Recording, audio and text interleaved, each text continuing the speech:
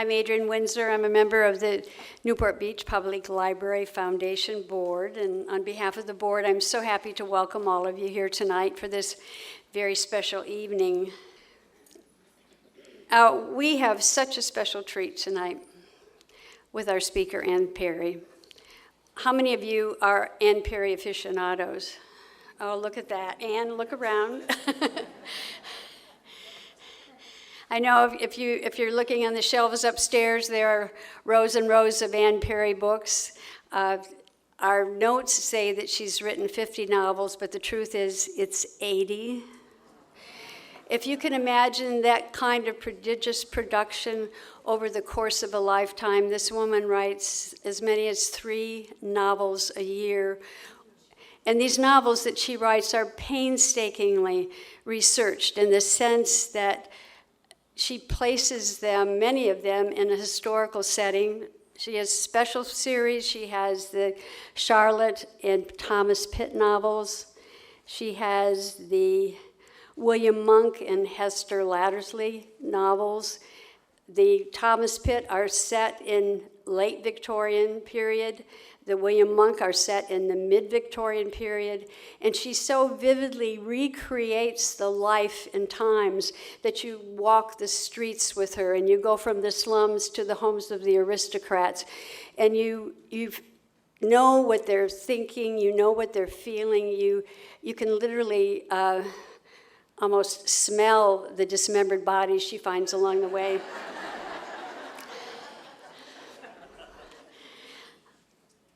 I don't know what kind of an imagination that takes, but I do know that the details that she incorporates in these plots are absolutely magnificent, and they are so structured, and there are so many surprises as you come to the end of the book and you discover that what you thought was true wasn't true at all.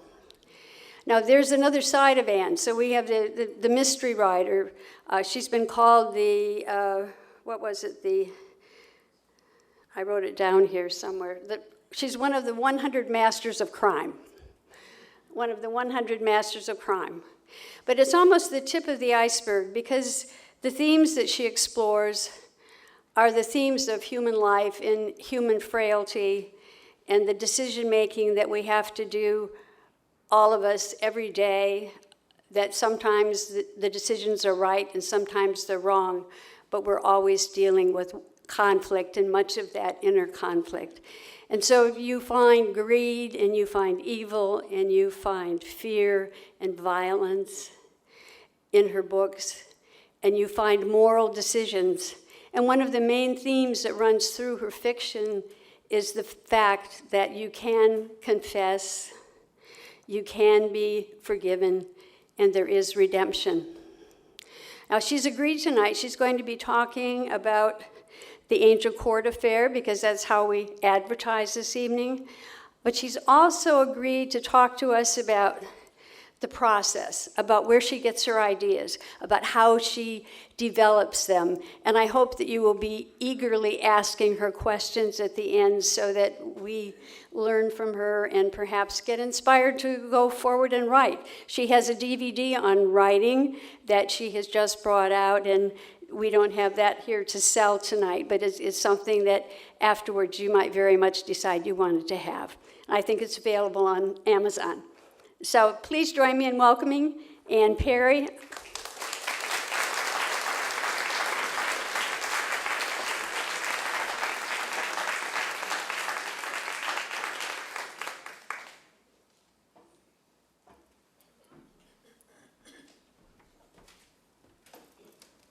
Thank you very much indeed. It's a great pleasure and privilege to be here.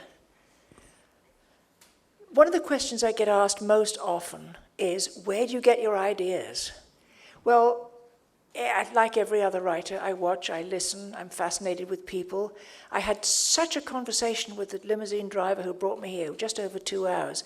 We discussed all kinds of things, from politics to philosophy to science to religion to art to architecture to music, you name it. People are endlessly interesting, but most of my ideas I get actually from current events. Now, the Angel Court affair, which I just called Angel Court, and the French called Le Disparu d'Angel Court, and their French cover was two little embroidered satin slippers with nobody wearing them. I thought that was so clever, but I must admit I like that one too. The idea came to me, and I can't remember how, because most of us have some ethical system that we believe, but very often we can go through most of our lives without thinking about it in detail or exactly what it means. And this woman turns up in late Victorian Britain, in London. She's actually English, but she's been living in Spain. And she's gone through a radical epiphany, if you like, for herself. And she is, of all things, a woman standing up and preaching. Now, Britain has just had a convulsion in religion because Darwin has come up with some ideas that seem to conflict with the ideas of the establishment, as we all know. And some people feel you can't believe in evolution and in religion as well. I don't know why not. But she comes forward with things that are really very much more disturbing, like basic Christianity. Everybody's got an equal opportunity and an equal value to do their best, which means that Jack's as good as his master. And what is a good deal more heretical, so is Jill. We haven't even thought of having a vote for women at this point, because we are used to the Victorian idea that a woman cannot use her reproductive organs and her brain. It's one or the other, and not even alternately. It's forever one or the other. And, if we don't reproduce, the human race comes to an end. Men, of course, can use both, but possibly not at the same time. But that was seriously believed by quite a lot of people. And here's this woman saying that every human being has the potential to become absolutely marvelous, given long enough and time enough. And this stirs up a lot of feeling, and I had a lot of fun attributing various views to people, which, when you think that you're professing that every human being is a child of God, and then you're suddenly saying, but I'm a better child than you are. The hypocrisy, the knots people get into, trying to equate, yes, we're all children of God, we're all equally loved, etc., but some are more equal than others. I'm more equal than you are. And it's always fun to have people express opinions that they can't possibly back up and to watch them wriggle. But suddenly there is extreme violence. The woman, Sophia, disappears, and her two female companions are found.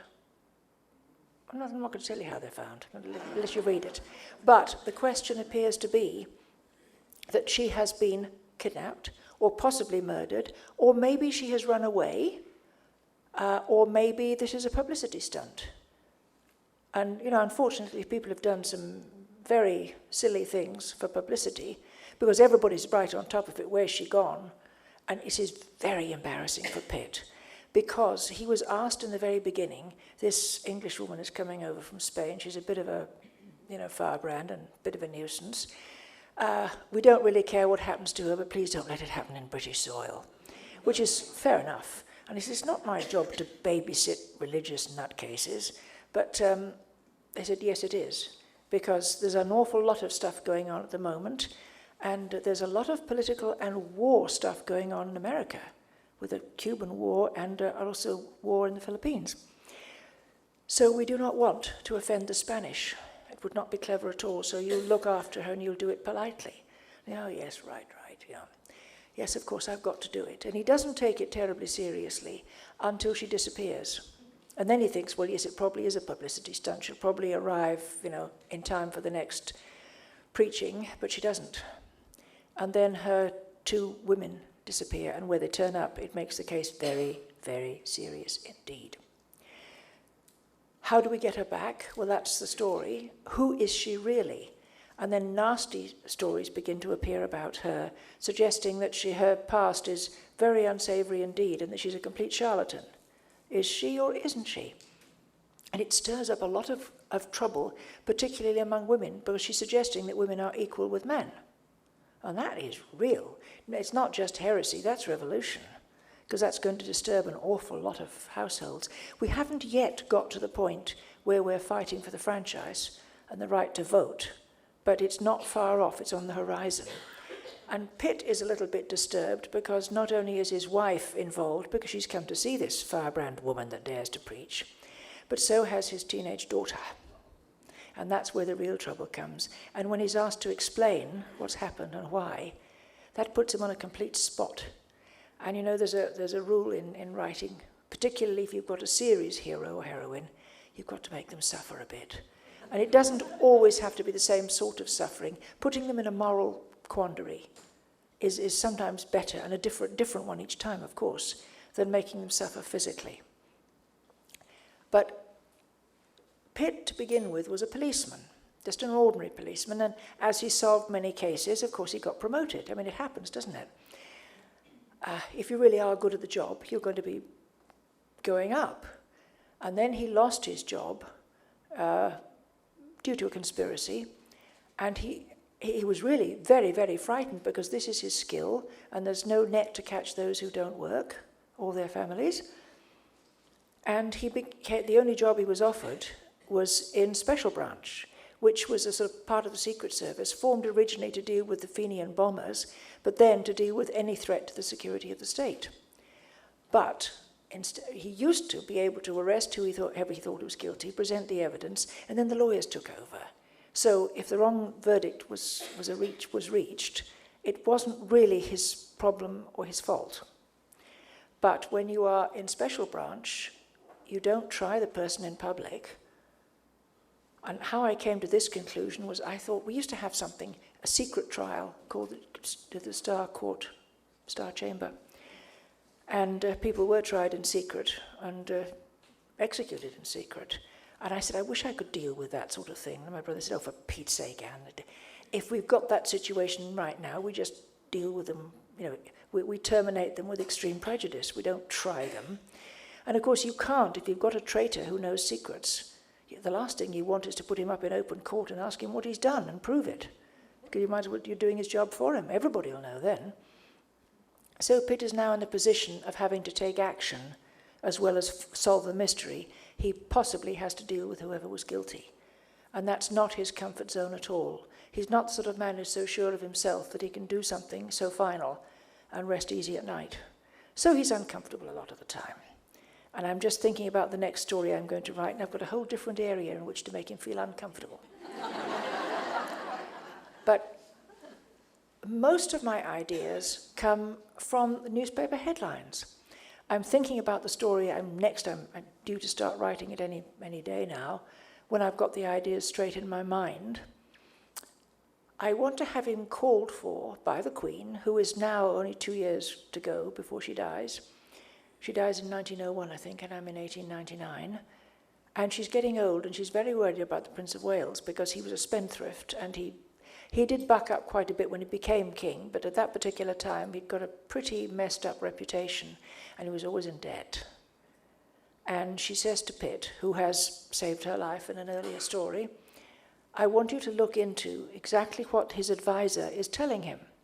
I don't trust this man, and I asked a friend of mine to look into it, and he died. Mr. Pitt, would you please see how he died and who was responsible, and what sort of a man this advisor is, what advice he's giving, and let me know. And this, of course, is a red-hot ember to pick out of the fire with his bare fingers. The Prince of Wales does not like him at all, because in 2 earlier adventures, Pitt crossed him up rather a lot. One, the Buckingham Palace Gardens, the Prince had an idea to build a railroad between Cape Town and Cairo, the entire length of Africa, which is rather longer than the length from New York to San Francisco.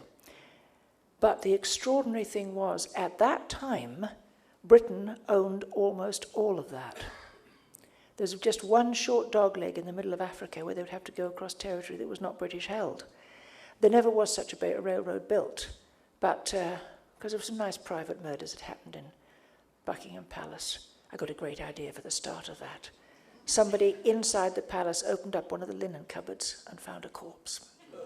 It's always a good way to start dramatically like that. That I did not get from the newspapers, before anybody suggests I did.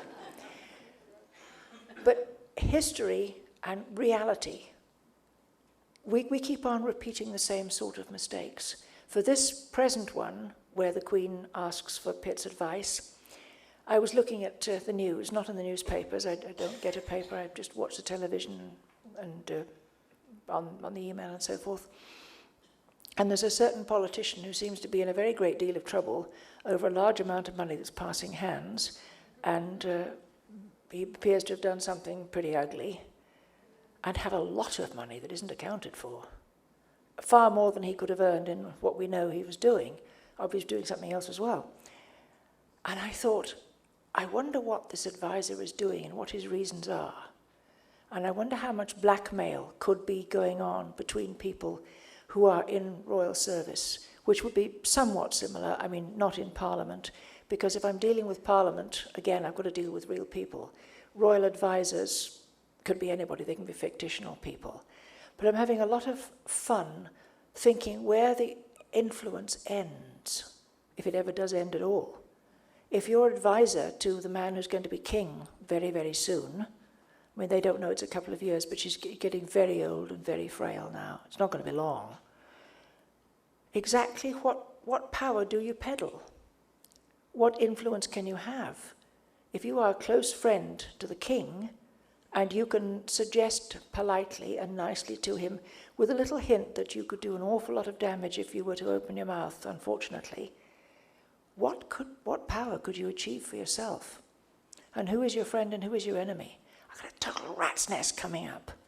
It's going to be a lot of fun, I think, as I imagine, well, for example, let's say you have got somebody like this particular person, and you've got a wife and children. How do they feel? I mean, how does it feel to have somebody in your immediate family exposed for something as messy as this appears to be? Do you stick by them? Most Victorian wives would have to, because everything that they have belongs to him.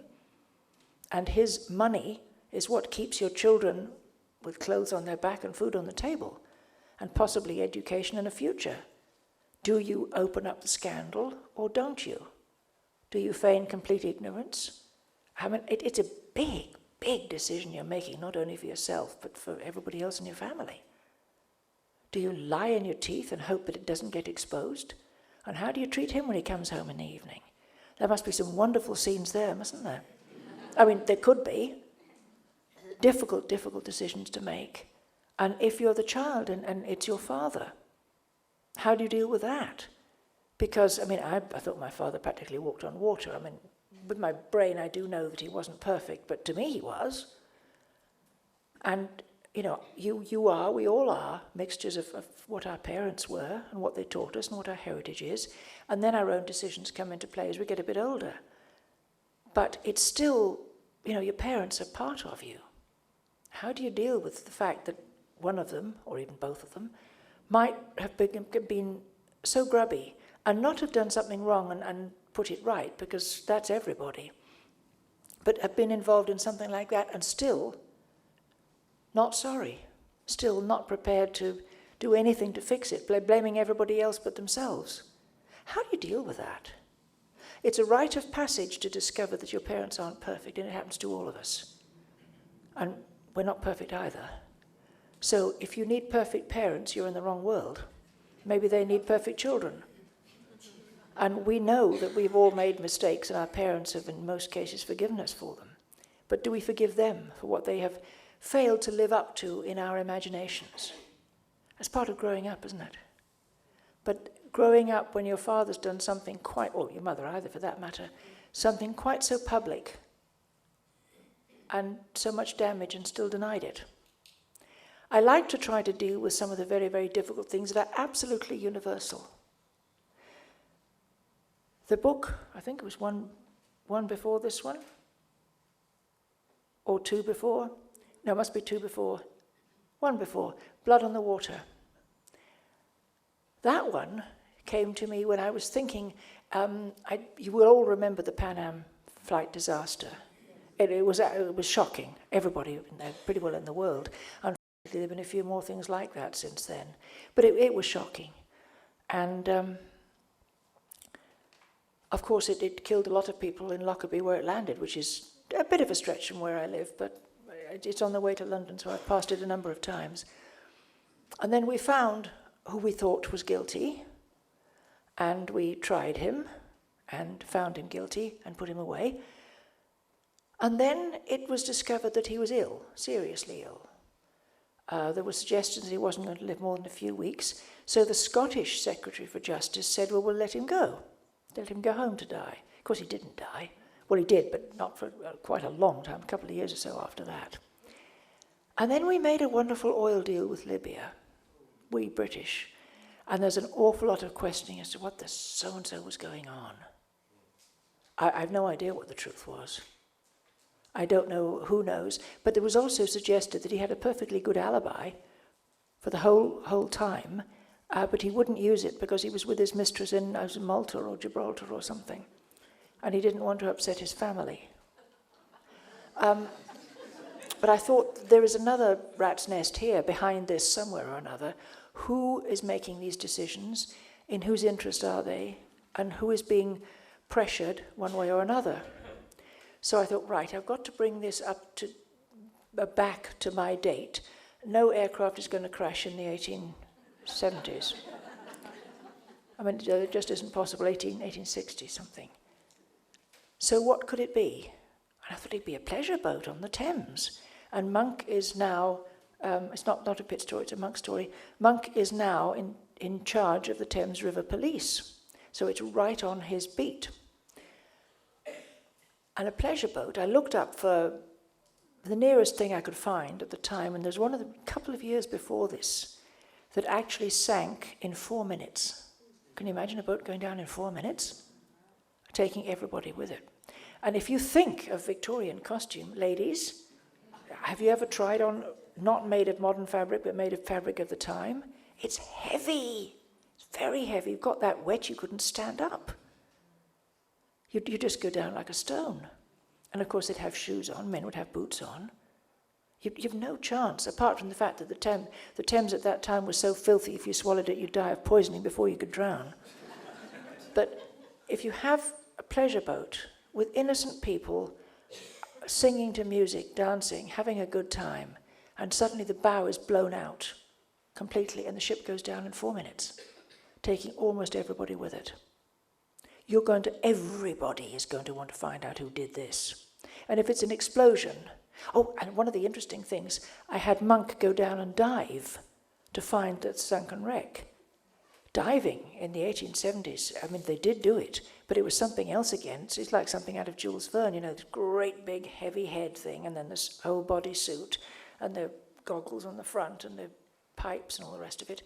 And if anything gets tangled, it's death. Somebody stands on your airline or something happens to it. But he is determined to go down and see what he can see in the wreck of the ship, and he does that. And then the case is taken away from him. Said, this is far too important for you. This is diplomatic repercussions all over Europe for this. So they're very, very keen, obviously, to find out who did it, which echoes the Lockerbie thing. And they find somebody, and he's an Egyptian. He's not Libyan, but he's North African still. And he's found guilty and put away. And the Monk is allowed now back to work, but he's not supposed to touch this case. But in solving another case, he finds a man who gives the man in prison a complete and perfect alibi. So what does he do? He's got to open the case, and that makes him about as popular as a dose of the plague. And of course, they now give the case back to him. Now there's a completely poisoned chalice, and everything is compromised. They give the case back to him. And I'm not going to take it any further than that, but there's an awful lot of political stuff going on. There was no point in my trying to make oil deals with Libya because nobody cared about oil then anyway. You know, to put in what? We're still sailing, and we were still, you know, you feed the horses, but you're not with oil. And so I wanted something that was exactly the right time. And I didn't know this, I don't expect you to know, but this is the opening of the Suez Canal. And if you think with a map what it would take to go from any port in Britain right through the Bay of Biscay, down the coast of Africa, round the bottom Cape of Good Hope, and back up again to the Far East or the Near East, and the clipper ships, the tea clippers, with the race with the first pickings, you're going to go just round Gibraltar and through and down, and I mean, you've cut out half the journey practically. There were very, very, very powerful feelings and vested interests, and many people who said, look, we've spent a century in Britain becoming masters of the seas of the world, which we were from the time of Nelson. And suddenly you're going to get rid of everything? You're just going to go straight through the Mediterranean? What have we been doing this for? So there were very, very strong political feelings, quite as strong as anything over African oil.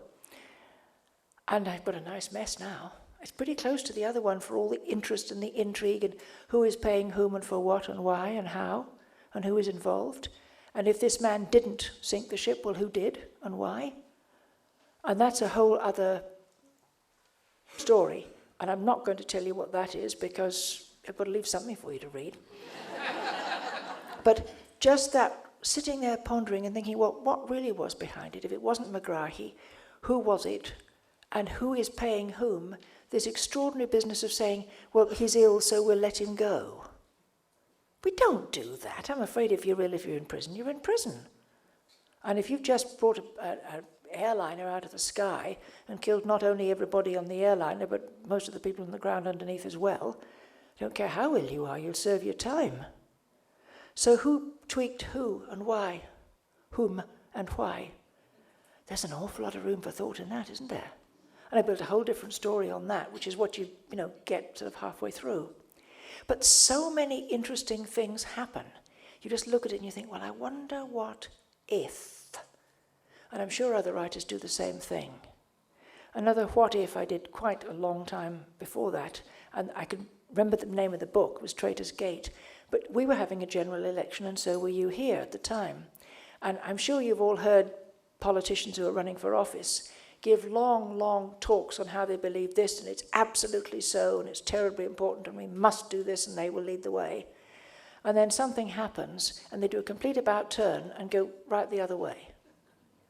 And have you noticed that the loyal wives do the same about turn and go the other way with them? What would happen if they didn't? If they say, I'm sorry, but I believe what you said yesterday, and I'm staying with it. Well, they'd never survive, would they? But I've never heard it happen. Ever. She's trotted out to do her thing, and, oh, yes, you're wonderful, darling, you're marvellous. Everything you do is, right. But what if she said, no, I'm sorry, it isn't? And then I thought there's a much wider area of influence.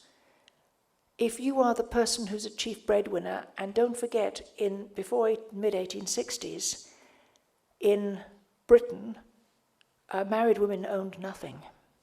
Not even the clothes they stood up in. Everything belonged to the husband. And very, very few women earned anything. I mean, the women who earned anything would be those in domestic service and that sort of thing, or single women possibly. But you don't turn around and say, no, I'm sorry, I don't agree with you. You don't to your parents, you don't to your husband, you don't to your employer, and we still don't. If our opinions are very different, we usually sit on them.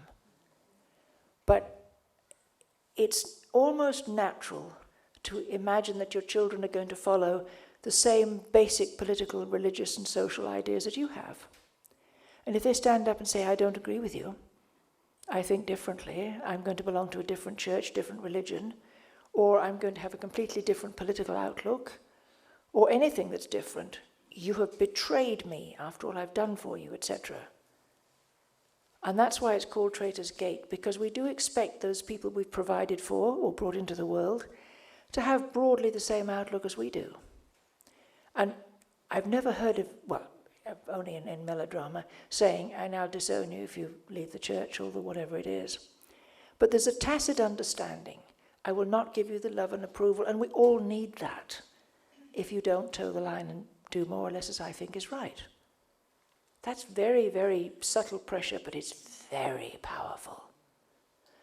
I can remember being at a Seder party. I've got many Jewish friends, and they were talking about slavery, which is natural at the time of the Passover, and when the children of Israel were freed from Egyptian slavery. And several people were talking about terrible things that happen in South America, how it's worse than slavery was in other places, because if you bought a slave, you've paid money for them and you want them, just like your livestock, to be healthy. Whereas in this particular instance, they would capture a whole village and work them to death and then go and capture another village, which is, I mean, it makes you sick at the thought. And then I mentioned this sort of pressure, and they said, well, it's nothing compared with what we're talking about.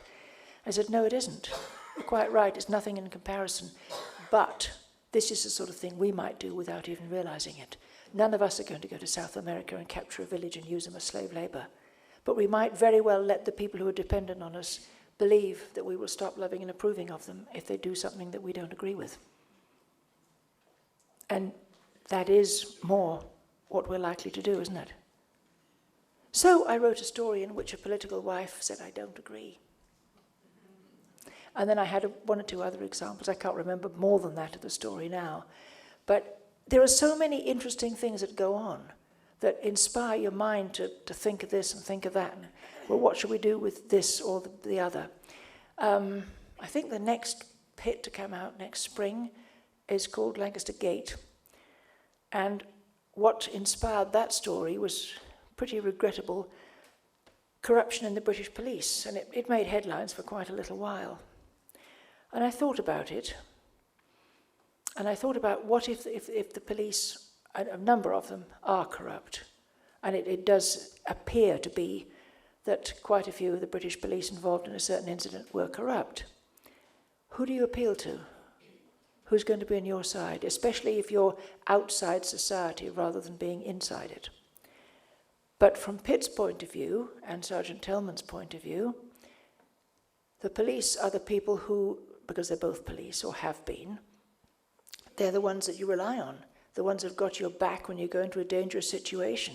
You can't go through life without accepting help from people occasionally. I mean, we all need help sometimes. We need somebody to, if we're going into a dangerous situation, to have our backs. And if you can't trust those people, especially the people who may well have saved your life at one time or another, or nicely picked up and covered up for a bad mistake you made, you owe them. Are you going to tell on them when you discover they've also made a bad mistake? I don't know. We all incur debts of gratitude, debts of honor. And if the people to whom we owe that then do something and say, I want you to cover for me, if it's against your conscience, what do? Get in deeper and deeper? And we do all make mistakes. We all have days off when perhaps we weren't as sick as we said we were because of some other crisis that we didn't want to discuss. We all get afraid sometimes or drop the ball, do something that's not so clever. And we don't want to have to pay every single debt. There'd be nobody left. But where does the line come? Where do you do something that you know is wrong that's maybe going to affect somebody else very badly? I don't know the answer to that. And I love asking questions where you don't know the answer. Because if the answer is easy, then, why bother?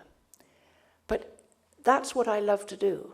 Look at the news and see something that starts something off in my mind and thinking, well, what story lies behind that or could lie behind it? I don't want to know what happened to the real people because it's none of my business. And I would never write about a real person in such a way that they might be recognized. Because I think that's totally irresponsible, as if it didn't have enough grief. But let the ideas run around in your mind. I did another one on the same subject of debts of honor. I can't remember when it came out, but quite recently, when a man had a brother he'd loved dearly, really loved him, and the brother made a misjudgment. It wasn't even something morally wrong. A young girl fell in love with him and misread the signs completely. And then when she realized that he didn't have that kind of interest in her, she took her own life, and the parents blamed him, naturally. Not going to blame their own child. And somebody helped this man's brother, who was the center of the current story, and He wouldn't take any payment for it, but he took some risks and he helped, and the man was saved. And then years later, he came to the brother and said, "You're in a position of influence and power now. I want certain information, which is secret. You owe me." But what do? He does owe him. And this was a very interesting piece of research, because it was the very early days of submarines. Now, I'm afraid Britain's sort of lagged behind a bit. We've been in the forefront of a lot of things, but not in that. Peru was one of the countries that was well ahead of us, which shows you how far we'd let go of the whole thing. But researching early submarines was very, very interesting, like researching early diving. You can get a bit carried away with it, but there's no point, because the editor will take it out anyway. It's got nothing to do with the story, so either don't use it or make it absolutely so crucial to the story they can't take it out. But do you sell your country's naval secrets to pay a debt of honor? Fortunately, I've not been placed in that situation. But we all incur debts. You can't go through life without incurring a debt. I mean, if somebody says to you, "I know your child is dying because he or she needs a kidney. I've got the right type. You can have it. Just have it." You say, "Oh, thank God," and you take it. Then they come to you 15 years later and say, "You owe me." Well, you do, don't you? And are you going to say no in the first place? "No, I won't take that. I'll let my child die because I might owe you." Nobody's going to do that. Life is full of the most interesting and complicated situations. Pick up the newspaper or turn on the news any day and you'll see something that could have an interesting story attached to it if you just thought about it. I mean, how many spouses, because we've got enough women in politics now, it could be either way, look at somebody and say, "You've done something there that I can't go on living with you in this way, and I can't support you in it." And that person may have done it for reasons that they can't tell. I mean, you can't tell anybody. What about police and undercover work? They are pretending to be somebody possibly pretty unpleasant, but they can't tell anybody. And if you were the wife or the husband of somebody whose spouse was in a very dangerous and unpleasant occupation, would you ever sleep again if you knew about it? And would your behavior perhaps betray what you knew, quite unintentionally? What do? There are all sorts of wonderful dilemmas in life. I mean, for the writer, not for the people enduring them, of course. But where and when do you interfere? One of my favorite sayings is, "All that's necessary for evil to come to pass is for good men to do nothing." We say good people. You know, I never managed, I can remember all sorts of things, and I never managed to get Pastor Niemöller right. You know, they came for the communists, and I wasn't a communist, so I did nothing. You know, they came for the trade unionists, and I wasn't a trade unionist, so I didn't do anything. And they came for the Jews, and I wasn't a Jew, so I didn't do anything. And then they came for me, and there was nobody left to do anything. Doesn't that sort of choke you up? So when do you make a decision, and why, and how? And I think that it isn't really what mistakes you make that marks who you are. It's how you deal with them. Do you own up to your mistakes, and do you live with them? One of my favorite starts for a story was a newspaper article a little while ago about a young man, African American, who had served 17 years for a crime that DNA now proved he did not commit. Now, I don't know how he remained as sweet as he appeared to be, not looking for vengeance, but imagine that you were the witness who said, "Yes, I saw him." An eyewitness is apparently the most unreliable of all. I remember trying this in an audience I was teaching once. It was funny because I tried it pretty early in the class, and I said, "Fine, close your eyes." Everybody did. I said, "Roughly how tall am I? What colour is my hair, and what colour are my eyes, if you're describing me to identify me?" And a bloke in the front row said, "You're about 5'8", your eyes are blue-grey, and your hair's dark brown." I thought, "Damn you," absolutely right. even to exactly how tall I was. But most of us don't notice other people so very much, especially if it's somebody who's not of our own race. You know, you all look alike. I mean, I don't know how they can think that, but lots of times we don't recognize other people unless they've got something very remarkable. But if you were the eyewitness who identified this person, how would you feel? Here's a young man who, so far as you know, isn't guilty of anything, and you have sworn that he was guilty of this, and he spent 17 years, from sort of 19 to into his mid-30s, in prison for something he did not do. Are you going to deny it and say, well, yes, it was him, you're wrong now, yeah, the DNA's wrong? Are you going to blame yourself or go into a decline and say, well, I'm useless, I'm worthless, I'm wicked? Or are you somehow or another going to blame the police and say, well, they forced you to say it? Or I wasn't myself at the time? Or perhaps you're going to try and make something good come out of it. Maybe you're going to study law and become a lawyer who fights against evidence that is a bit rocky, especially eyewitness evidence. I can imagine a hero who's prosecuting somebody for something they're absolutely certain he did, and you've got a defense lawyer there who will not let go, who's challenging your eyewitness all the time. What's the matter with this woman? And then you discover the backstory, and you know what's the matter with her. She's trying to make amends for her own mistake because she knows how certain you can be and be wrong. How about the defense lawyer? Did he really think that the man was innocent and put up a proper fight? Or was he just willing to settle and say, well, okay, guilty, we'll ask for a plea? Or the prosecution? Was he absolutely sure, and did he try every other possibility? And if the prosecutor of that first trial is now trying somebody else, does he wonder, am I going to put away another innocent person? Is he filled with self-doubt? I think I would be. But he may be sure this time, but he was sure the last time and he was wrong. What about the judge? Does he look at himself and wonder if he really was conducting a fair and totally impartial trial? Does he maybe resign? What do his family say to him? Dad, you were responsible for that. What about the jurors? Did they really just want to get it over with and get home or go off on holiday? Maybe it was just before a big public holiday and they were going away. The possibilities, and of course, the biggest possibility of all is if he didn't, then who did? And if there have been other similar crimes since then, you've got the wrong person.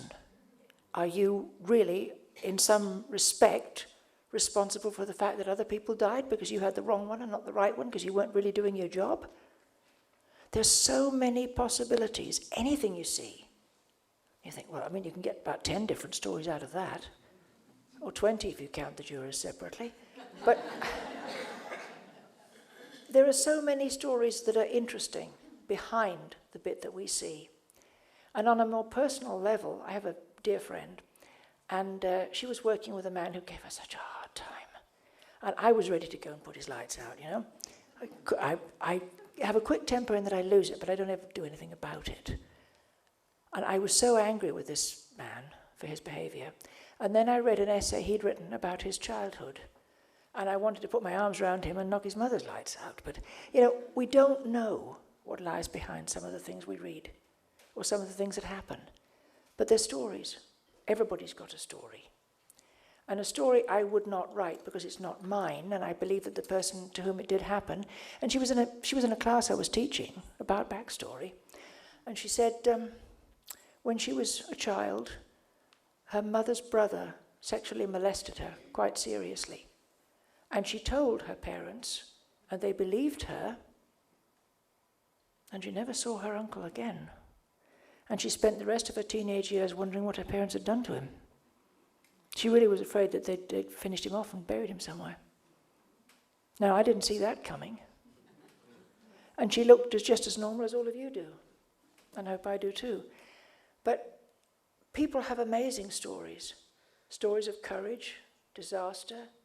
They don't usually tell you the stories where they did something horrible, but the newspapers will tell you that bit. Or somebody else will. There are stories everywhere. And you don't, if you're a writer, you don't ever need to run out of ideas, because even if you use the same basis, like the man who spent 17 years for something he didn't do, there are about 10 personal stories in that. There are all sorts of stories about people, because any event normally involves several different people. And any one of them, their story, can be the backstory to something else, or it can be the whole story that gives you the idea, wow, I go off and do that. Now, I am looking for the next monk story, and I think I might make post-traumatic stress disorder the center of it, the core of it. Seems like a very current sort of disaster to me, and yet we must have suffered it all the years we've been fighting each other, which for heaven's sake is an awful lot. But if I'm up to about 1870 by now, certainly I have a lovely research book called Victoria's Little Wars, and it's all the little wars we in Britain fought around the globe during the reign of Victoria. We didn't do any big ones, no world wars, but my heck, we did a lot of little ones. Who here has seen the film Zulu? Yeah, it was terrific, wasn't it? That was one of Victoria's little wars. It's about the Zulu Wars. We're afraid we've got wars all over the place, and some of them are particularly disgusting. The Opium Wars were one of the most shameful episodes in our history, just dreadful.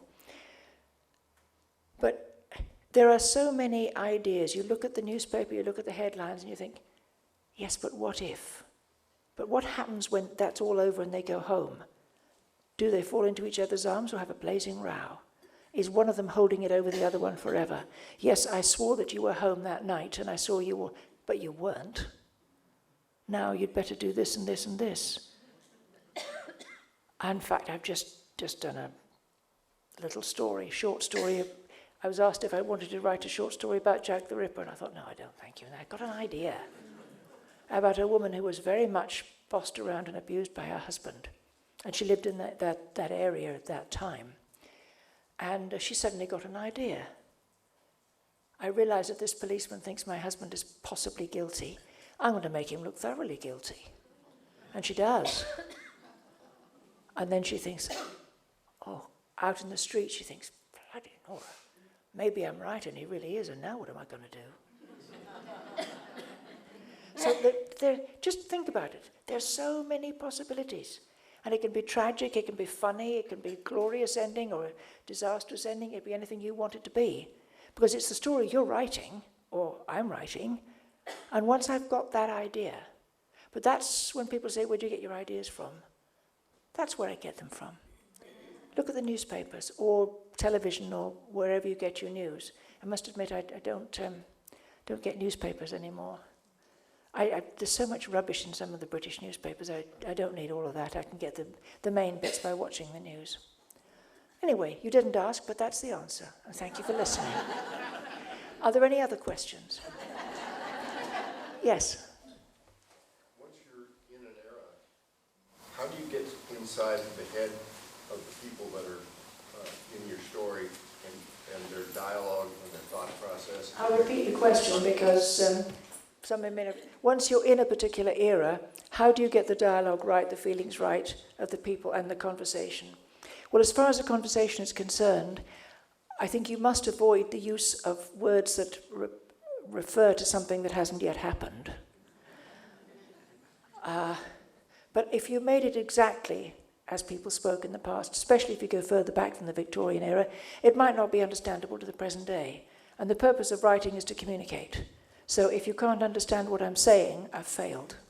So you make whatever accommodation you think is appropriate. Similarly, if you're using local dialect or something of that sort, use enough to just suggest the dialect, but then maybe one or two dialect words if it doesn't matter whether they're understood or not. But go very gently with it. Otherwise, the people are not going to be able to read it and understand it. But as far as expectations are concerned, I think it's very important that you don't make people too far ahead of or behind their particular era. If I made Hester, for example, who lives in the 1860s, she's a very independent woman, But if I made her want the vote, that really would be way, way ahead of reality. In fact, even Charlotte in 1899 is not looking for the vote yet. Her daughter might. But you just have to read a lot about the customs of the time. It's research, research, research. But don't put in everything you know. If people want to know that sort of thing, they'll read a social history. I put in only what's necessary. Most research is really for the purpose of not making silly mistakes. Not having somebody crusading for something way, way ahead of the time. Not making the thoughts and ideas and expectations far out of the reach of the people of the time, either because it's too far ahead of them or it's the wrong social class or whatever. You have to watch for all sorts of little things. I remember writing a passage a long time ago about Charlotte walking from on the hall down the passage to the kitchenway and the sound of her heels on the linoleum. And I said, oh, just a minute, I'm remembering that from my childhood. Did they have linoleum then? And if they did, would it have been within the income bracket that she was to purchase it? It's fine, they had linoleum and it wasn't expensive. But those are the things that you have to look at. And would a woman expect to be heard and have her opinion taken seriously? Not really. I mean, it didn't happen, so she wouldn't expect to.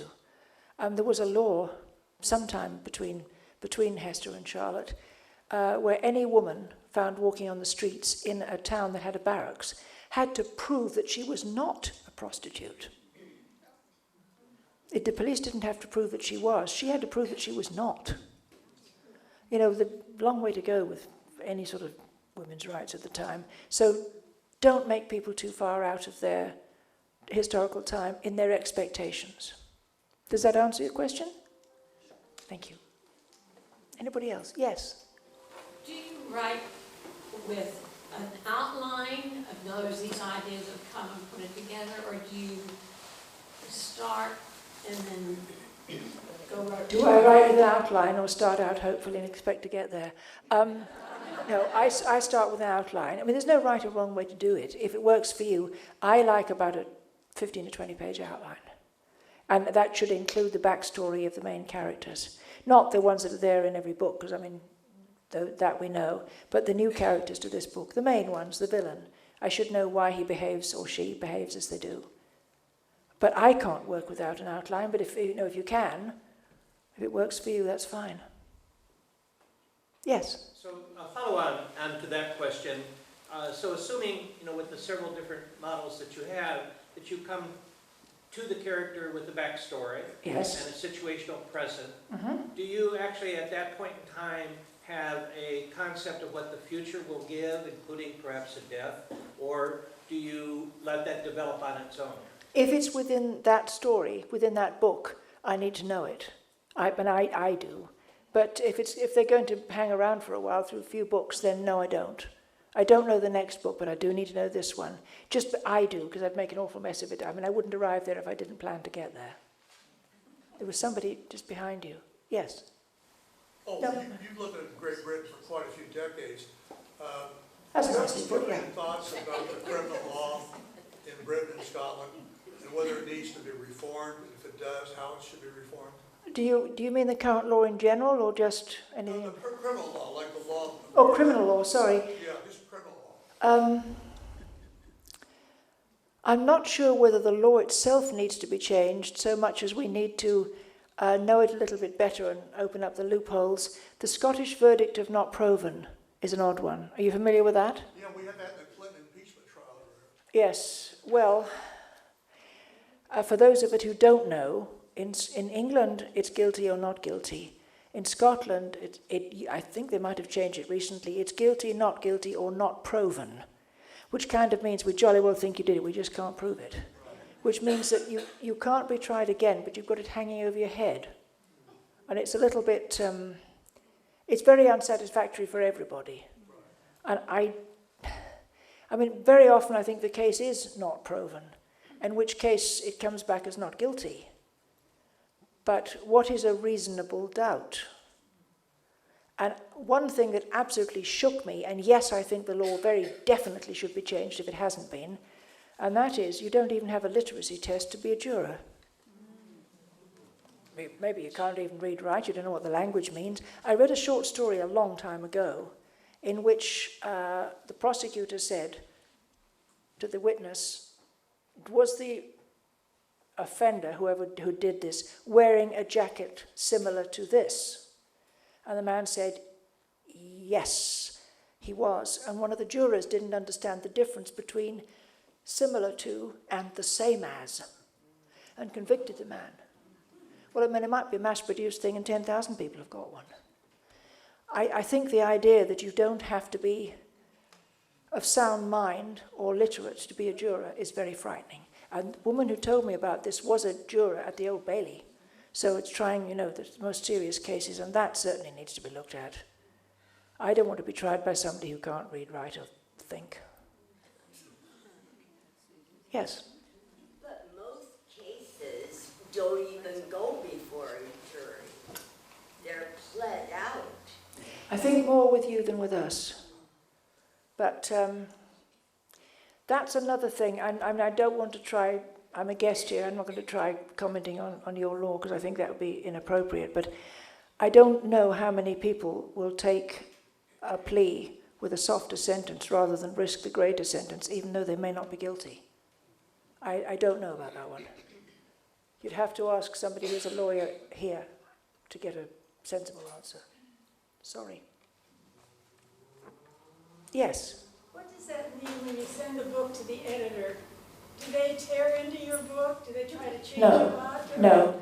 No, because I've got a very, very good agent who's going to do that first. So my second or third or fourth draft is going to be it's going to pass my agent before it gets sent to the editor.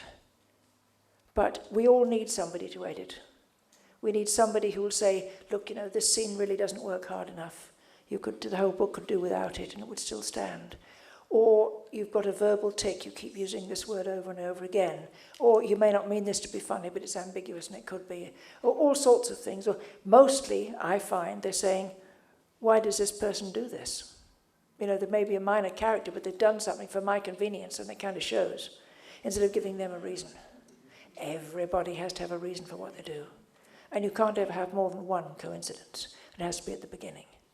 I mean, there are things that somebody else will spot, or you've got a lot of unintentional rhymes, or something that's just not right. But your editor will actually not do very much editing, I think. I mean, in my experience, not a heck of a lot, but my agent will rip into it like crazy. And I'm very lucky to. It's like the last look in the mirror before you go out to the party. You don't want to come back and find that your skirt's been tucked in your knickers all night.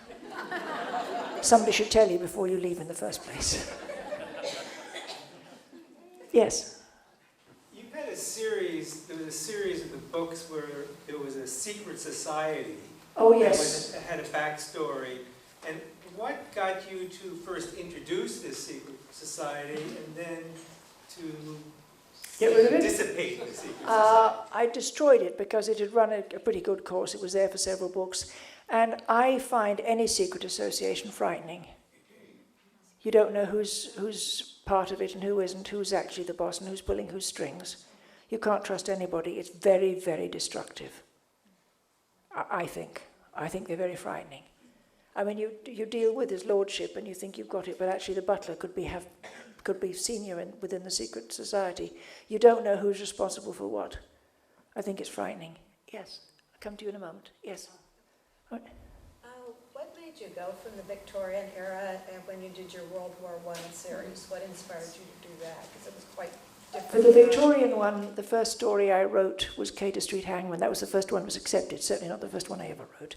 But it was the first one in the Victorian period. I chose that because it was what happens to a family if you live in an area where somebody like Jack the Ripper is working, and you, under the pressure of investigation, you suddenly start looking at everybody a very great deal closer than ever before.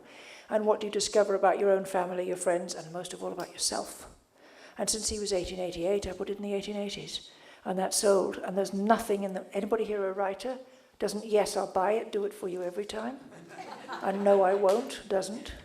And it just went on. But I picked it because it's also a very good period for setting a story because it's ebullient, it's full of possibilities, and we thought we ruled the world at that time, and we ruled a good deal of it. set it in London. It's full of inventions. It's very, very good for contrasts between glory and grime, between wealth and power and total poverty. And if you can't make something dramatic with hansom cabs and gas lamps and cobblestones, well, you aren't trying. So you never stop learning. And I'm not sure you can be taught how to write. You can learn, but writing isn't about using the language well, it's about having something to say. But I know lots of people who use language beautifully, but they're still not saying anything. And if you know what you want to say, there's always somebody who'll help you knock it into shape. So if there's anybody here who is not sure enough of their own ability, put it down anyway. Somebody else can tidy up the bits that you've left. It's only if you have nothing to say. Put it down, put it simply, put your heart into whatever you're saying, and it'll be good enough, because somebody else will correct your spelling and your grammar and your punctuation. Yes? Could you tell us a little bit about your DVD and also the writing classes you are teaching or will be teaching? Oh, the DVD, I think there's one available and there's another one coming, and in the next 2 or 3 weeks I've got to go back to Britain and make 2 more, which will be about character and backstory and rewrite, because rewrite is the key to getting there. It really is. And as far as the classes are concerned, I think the first one is on July the 18th. Any information you want can be under Write Teachers, and that's W-R-I-T-E, not R-I-G-H-T. Write Teachers, and I think it's just .com. And there'll be 3 of us teaching. It's an all-day Saturday workshop, and if it's a success, which we've got to make it, then we'll continue doing it regularly. Barbara Abercrombie teaches non-fiction writing. Victoria Zakheim teaches personal essay and other ideas as well, and I will be teaching fiction writing. But I think I'm teaching backstory and character. I should know this, shouldn't I? Backstory and character and rewrite, and it escapes me what the other one is. That's dreadful, isn't it? But I've got it all. Oh, I think it's ripped from the headlines. That's it. Yes, of course. I've been talking about it for endless time. Well, we're movable. I'm not quite sure where the first one is, but it can be anywhere in the greater Los Angeles area. We'll continue to do that, wherever we can find a venue that is reasonable. But we hope to do it every other month, more often than that, if it all works out. But we all love teaching. I haven't listened to Barbara teach, but I know she's very well known, if you look her up. But I've listened to Victoria teach, and I've learned a lot. Even though she's teaching, I wrote my first personal essay under her tutelage. She edited a book called Faith, and she asked 23 different people, what do you believe? And there were agnostics, atheists, Jews, Catholics, Protestants, Muslim, Baha'i, Christian Scientist, and I'm a Mormon. So, all sorts of things, and it's amazing how the bottom line of almost everybody's work, whether they believe in any religion or not, is treat the earth with respect and be decent to other people. Kindness is the bottom line of it, all of it. But I found it fascinating reading other people's essays. And I like the discipline of being told to go back and redo it, because you can do better, you can do this, you can do that, you can do the other. Because I started to set out what I believe rather than from the heart, why I believed it. She made me work. And it was fun, and it was very gratifying when it was done. It was so much better than I would have if she'd just taken my sort of second or third draft. But I think that my DVDs will be available on Amazon. There's only one at the moment, Put Your Heart on the Page, and I just did another one a few months ago, and that'll be released in the autumn, and I've got to go back and do 2 more, because I don't know how often I'm going to keep coming and going to Britain, because it's a long journey. I hate that night flight. Who here can sleep in an aeroplane? Yeah, good for you. I wish I could. I arrive at the other end when transatlantic flight feeling rather as if I've been through the laundry. Yes? Since you, over the years, have become so famous and so popular, do you stay with the same publisher? I mean, at the beginning, obviously, you sent your manuscripts to anybody who would read them. But since your reputation is so solid, do you use the same publisher? I do, partly because they're the biggest publisher in the world now. It's Random House, and it's Penguin Random House, and whatever belongs to Bertelsmann. But apart from that fact, it's very good to stay with your publisher if they're even halfway good, because they've got all your backlist. And that's a big thing, because none of mine have ever gone out of print, which is why you see a nice big row of them in some places. But unless your publisher's just awful, don't keep changing, because whoever's got your backlist, and you can't get it from them unless it goes out of print, whoever's got your backlist has really got you by the tail. And if they're anywhere like good, and Random House is very good to me, so I wouldn't think of moving unless they threw me out. Added to which I've got a very good editor. The time came when the editor I had left, and I was asked, would I rather go to a senior editor and be a small fish in a big pond, or would I like to go to a new, young, keen person and be, their top writer? And I said, I'll go to a tried and true one who's got the influence and the clout to get me good covers and good coverage and so forth. And I've never regretted that. You shouldn't work with friends. It's not very clever. But I make friends of all the people I've worked with because I actually like them. Yes? Your sheen on the silk was so excellent. Thank But you. I want to find out more what happened to that woman. Which one? The heroine? Yes, the heroine of the union. I haven't thought of going any further with her, but maybe I will one day. But you know why there are several of them I can't continue with.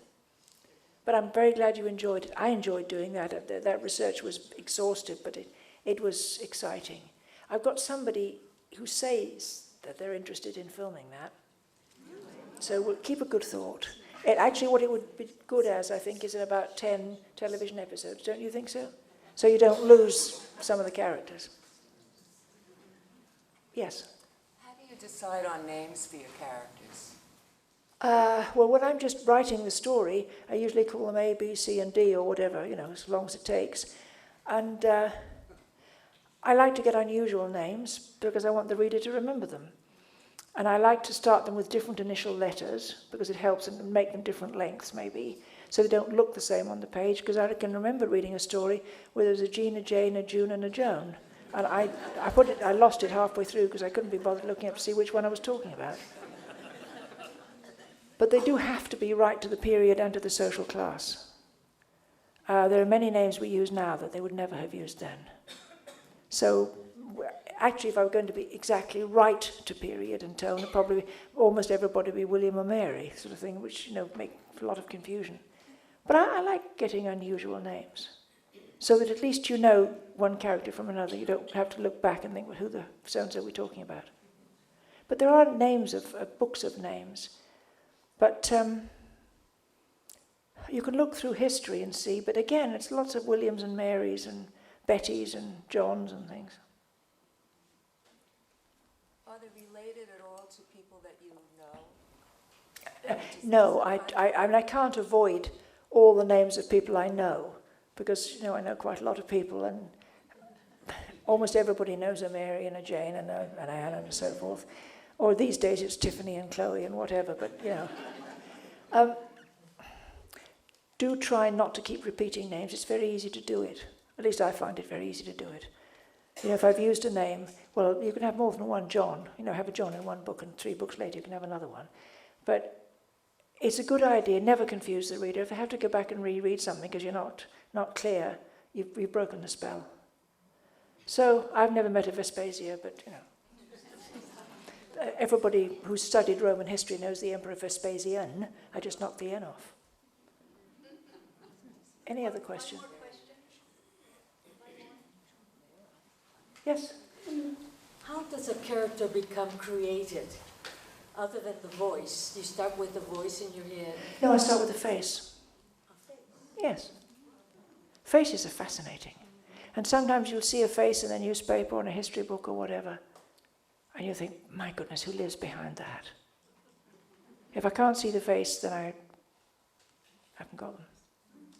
Or look through a catalogue of actors and actresses sometime. Wonderful faces. And you don't go for the handsome ones. You go for the interesting ones. Thank you very much indeed.